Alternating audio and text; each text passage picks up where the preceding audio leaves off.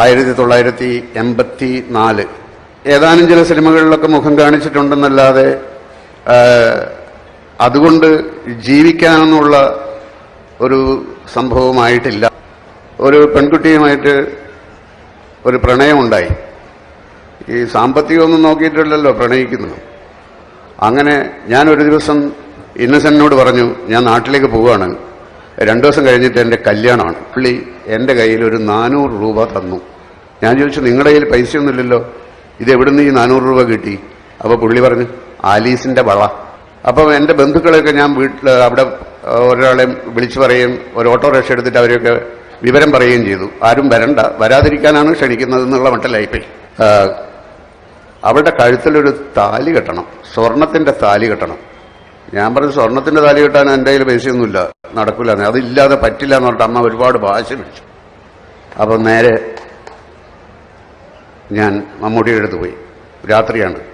അപ്പോൾ ഞാൻ പറഞ്ഞു, ഇങ്ങനെ നാളെ എൻ്റെ കല്യാണമാണ്.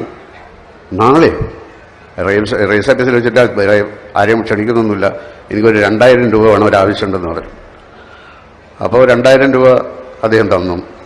പിന്നൊരു കല്യാണത്തിന് ഞാൻ വരും. ഞാൻ പറഞ്ഞു, കല്യാണത്തിന് വരരുത്. അങ്ങനെ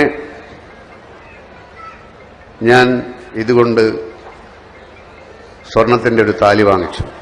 രജിസ്റ്റർ ഓഫീസിൻ്റെ വരാന്തയിൽ വെച്ചാണ് ഞാനത് എൻ്റെ ഭാര്യയായ അവരുടെ കഴുത്തിൽ കെട്ടുന്നത്. ഒരു ക്രിസ്ത്യാനി തന്ന 400 രൂപ, മുസ്ലിമായ മമ്മൂട്ടി തന്ന രൂപയ്ക്ക് ഹിന്ദുവായ പെൺകുട്ടിയുടെ കഴുത്തിൽ ഞാൻ കെട്ടിയ സ്വർണത്താലി.